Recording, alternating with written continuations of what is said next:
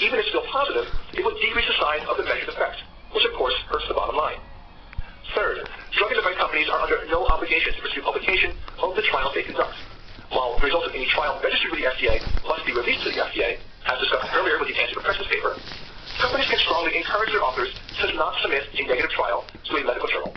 The FDA doesn't get fooled by this because they have all the information, but typical practicing doctors and the public certainly do get fooled. Drug and device companies may also choose to delay the publication of either positive or negative results until time that's most financially beneficial. I don't mean to unfairly demonize industry. After all, without industry, we would have many fewer innovations. These companies play a critical role in furthering medical science. However, profit is what they care about most, not a timely and responsible search for objective truth. So I talked about how systematic bias, publication bias, statistically predictable error, and conflicts of interest all individually contribute to the phenomenon of most published medical research being wrong. But let's take a look at how they interact synergistically. To do this, I'll need to construct some 2x2 tables. We'll be looking at whether a hypothesis is true or false against whether a clinical trial testing that hypothesis was a so-called positive trial or negative one. Let's take a collection of 1,000 hypothetical, well-designed, randomized controlled trials, and initially just consider statistically predictable error. That's it to begin with. And let's say that these trials are testing hypotheses which are 20% likely to be correct.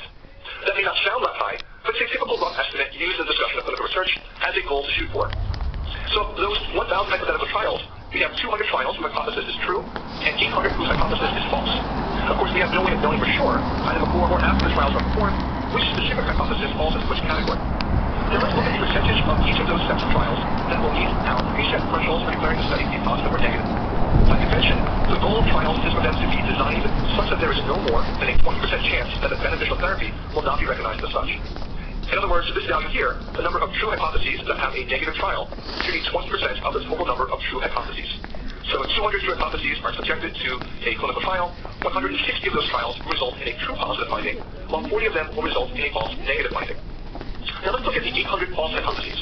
By setting a p-value of 0.05 as a threshold to declare a result to be statistically significant, we are saying that of the 800 false hypotheses, 5% of them will be false positives in this box, which is 40, and the remaining 760 are left here in a true negative box.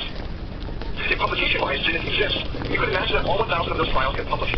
This results in 920 true published research findings and 80 false published research findings. So if we ignore publication bias, systematic bias, and conflicts of interest, and only consider statistically predictable error, approximately 92% of published research findings would be true.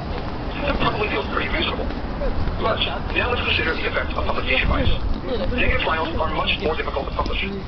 If every positive trial is published, but only 10% of the negative trials are, which may even be a generous estimate, then the published literature ends up with 162 positive trials, 40 false positive trials, 4 false negative trials, and 76 true negative trials.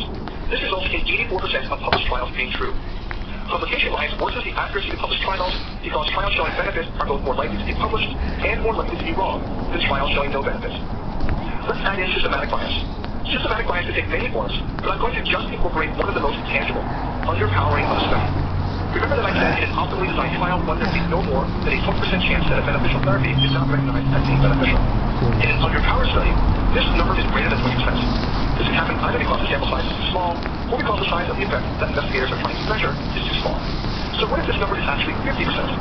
We can see how all the numbers shift. Now there are 100 true positives and 100 false negatives. Keeping the same degree of publication bias, the overall rate of true published research findings drops to 78%. And finally, we have conflicts of interest. How might conflicts of interest play a role? Well, for one, researchers get more immediate interest and a higher probability of publication into a high-impact journal, the more paradigm-shifting a positive trial appears to be. So they test particularly unlikely hypotheses. This means that the expected chance that the hypothesis is true before the trial drops lower than 20%. So what if it's 5% instead, with the same p-value cutoff of 0.05 and the same degree of underpowering? That gives us 25 true positive findings, 25 false negative findings, 48 false positive findings, and 902 true negative findings. If we have the same degree of publication bias, we now have an overall rate of true published findings of 69%. 69% is pretty low, but of course it's not less than 50, which was my initial claim at the very beginning of the video, and which empiric evidence seems to support. However, there are a few more things to consider. First, while this brief analysis considered underpowering of the trial, it did not account for other forms of systematic bias, such as imperfect randomization, lack of a true control, unexplained differences in the dropout rate between the intervention and control groups, whether an objective endpoint was used, and how good the blinding of patients and investigators was.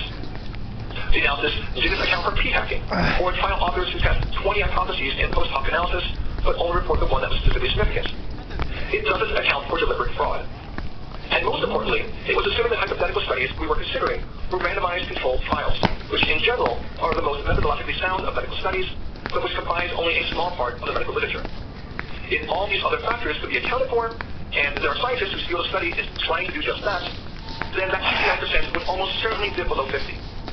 For any viewers interested in a more mathematically rigorous discussion of these effects, I highly recommend the seminal paper, Why Most Published Findings Are False, by John Ioannidis, who also authored several other of the 8 mentioned studies. A free open access link to this paper is in the video description. Now, let's talk solutions. How can we improve the quality and reliability of published medical research and of medical science more generally? There should be more public funding of research compared to private funding. This isn't to say that private companies can't pay for their own studies. Of course they should be able to do so. But to help reduce conflicts of interest, the balance should tip the other direction. Academic institutions should stop evaluating the volume of publications during deliberations about an individual's academic promotion and should solely focus on the quality of their scientific contributions. Journals should be further encouraged to publish negative trials and replication studies. In fact, there exists a journal.